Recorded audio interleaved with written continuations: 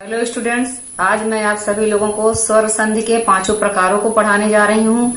इसके पहले वीडियो में मैं संधि और उसके प्रकारों को पढ़ा चुकी हूँ, बता चुकी हूँ, तो इसलिए आज मैं आप लोगों को स्वर संधि के 5 भेदों को पढ़ाने जा रही हूँ। चलिए देखते हैं अब इसके प्रकारों को।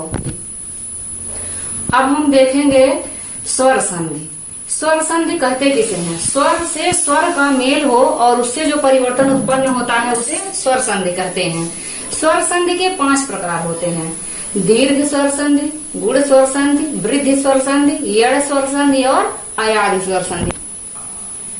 अब ये पांचों संधि, इन पांचों संधि का अपना अपना अलग अलग नियम है। ये पांचों संधि अपने अपने नियम, अपने अपने सूत्रों पर कार्य करते हैं, जिसमें हम सर्वप्रथम देखेंगे दीर्घ संधि को। दीर्घ संधि, इस संधि में अ, आ, ई, उ यानी समान स्वरों की संधि होती है। आ के साथ आ आए, ई के साथ ई आए, उ के साथ उ आए, ई के साथ ई आए।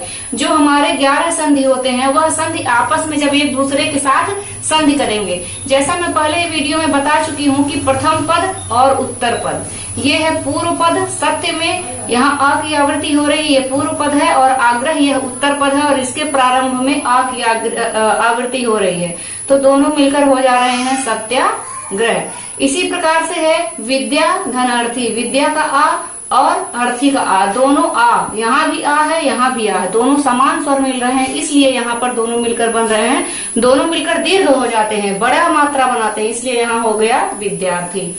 ऐसे ही हम ई के उदाहरणों को देखते हैं। यहाँ है कवि धन इंद्र, यहाँ कवि का ई और यहाँ इंद्र का ई, दोनों ई मिलकर बड़ी ई हो जा रहे हैं और बन जा रहा है कविंद्र। इसी प्रकार से यहाँ है बधू, बधू में बड़ा ऊ है और उत्सव में छोटा ऊ है, दोनों समान स्वर होने चाहिए, चाहे वो छोटे रूप में हो या बड़े भी रूप में हो, किसी भी रूप में हो, और दोनों मिलकर दीर्घ बन जाते हैं, इसीलिए यहाँ हो गया बधुत स्वर। इसी प्रकार से अब हम अगले संधि के नियम को देखेंगे, जो है गुण संधि। दीर्घ संधि के बाद गुण संधि आता है और इसके कुछ नियम होते हैं। इन नियमों को हमें ध्यान रखना पड़ता है। इसके प्रथम पद में अ, आ, ई, ए, उ हो, तो अगर जब पहले पद में सिर्फ अ और आ हो, पूर्व पद में सिर्फ अ और आ होगा और इसकी संधि ई, ए, उ के साथ होगी, तो आ धन ई बराबर ए, आ धन उ बराबर ओ और आ धन री बराबर अर हो जाता है। यह गुण संधि का नियम है। आ के साथ ई मिलेगा तो ए की मात्रा बनेगी, आ के साथ उ मिलेगा तो ओ की मात्रा बनेगी, और आ के साथ री मिलेगा तो अर बनेगा। इसके हम कुछ उदाहरणों को देखेंगे, जैसे सुर धन ईस। नियम के अनुसार यहाँ आ है और यहाँ ई है, तो दोनों मिलकर ए बन जा रहे हैं। चूंकि ए स्वर है इसलिए ये स्वर अपने मात्रा के रूप में प्रयोग हो रहा है, इसलिए यहाँ शब्द बनेगा सुरेश। इसी प्रकार हम देखेंगे जब आ का उ के साथ संधि होता है, यानी प्रथम पद के अंत में आ हो और उत्तर पद के प्रारंभ में उ हो, तो दोनों मिलकर ओ बन जाते हैं। इसी प्रकार सागर धन उर्मी बराबर सागोर्मी। महाधन उदय, महा में आ और उदय का उ, दोनों मिलकर इन दोनों की संधि होती है और ये दोनों मिलकर ओ बन जाते हैं और शब्द बनता है महोदय। इसी प्रकार अन्य भी बहुत सारे उदाहरण हैं। अब हम अर के कुछ उदाहरण देखेंगे। आ धन री बराबर अर हो जाता है। यहाँ राजा धन ऋषि, राजा में आ और ऋषि का रा, दोनों मिलकर अर बन जाएंगे। अर रा अपने कई रूपों में प्रयोग होता है, तो यहाँ पर रा राजर्षि, यहाँ रा ऊपर रा प्रयोग हो रहा है।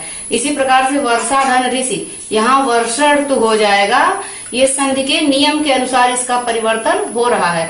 अगर संधि का नियम जरा सा भी इधर उधर होगा तो ये संधियां गलत हो जाएंगी। अगला संधि हम देखते हैं वृद्धि संधि। वृद्धि संधि में भी प्रथम पद के अंत में, प्रथम पद के प्रारंभ में अ या आ ही रहेगा, जैसा गुण संधि में था। गुण संधि के भी प्रथम पद के अंत में अ और आ है, वृद्धि संधि के अंत में भी अ और आ ही होगा, लेकिन गुण संधि में संधि ई, उ और री के साथ हो रही थी, और वृद्धि संधि में इसका संधि ए और ओ के साथ होगा। अब हम देखते हैं इसके नियम के अनुसार, जब आ का ए के साथ मेल होता है तो ए बन जाता है, और आ का ओ के साथ मेल होता है तो औ बन जाता है। यह इस संधि का नियम है।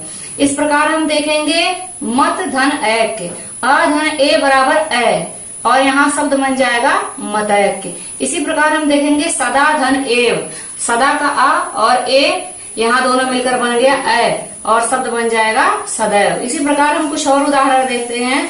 महाधन औषधि, आ धन औ बराबर औ, तो महाधन औषधि बराबर महौषधि।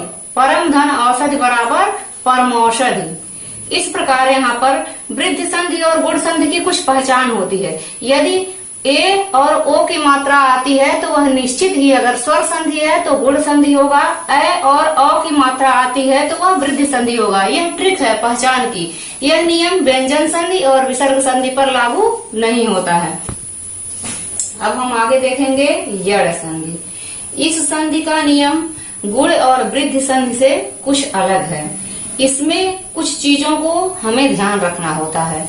यहाँ प्रथम पद के अंत में ई उ आए तो उसका किसी भी असमान स्वर यानी भिन्न स्वर से या विजातीय स्वर भी कह सकते हैं, उससे उसका संधि हो। यानी ई उ री के सामने यदि कोई भिन्न स्वर आए तो इसको हमें याद कर लेना है कि ई का या, उ का वा और री का रा होता है। यह नियम है, यह सूत्र है, इसमें कोई परिवर्तन नहीं हो सकता है। अब हमें इस चीज को ध्यान में रख लेना है कि ई का या ही होता है, इसके सामने जो भी स्वर आएगा वह स्वर इसके ऊपर लग जाएगा। अब हम आगे इसके कुछ उदाहरणों को देखकर समझते हैं, जैसे इति धन आदि। अब हमने नियम में पढ़ा है कि ई का या होता है, इसलिए यहाँ जो ई की मात्रा लगी है वह या के रूप में परिवर्तित हो जाएगी और ता हलंत हो जाएगा, ता आधा हो जाएगा। स्वर हटने के बाद ये व्यंजन हो जाएगा। और इधर आ है, बड़ा आ, तो ये बड़ा आ की मात्रा या पर लग जाएगी, ता आधा हो जाएगा। ई से हमें या प्राप्त हो रहा है, आ से बड़ा आ की मात्रा वहां लग जाएगी और शब्द बन जाएगा इत्यादि।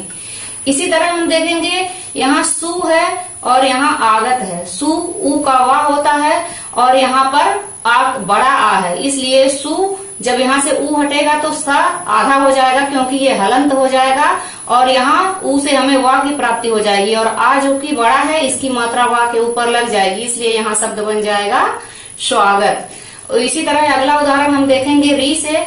यहाँ पितृ है और यहाँ आज्ञा, तो री का रा होता है तो पितृ धन आज्ञा बराबर हो जाएगा पित्राज्ञा। अब हम आगे देखेंगे अयादि संधि को। यह संधि भी ऊपर के सभी संधियों से थोड़ा भिन्न है। अयादि संधि में भी ये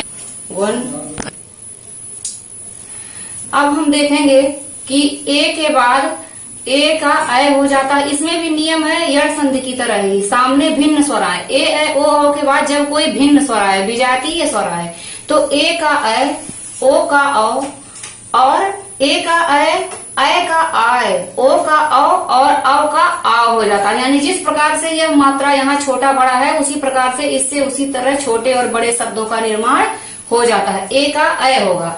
अब यहाँ हम देखेंगे ने धन अन।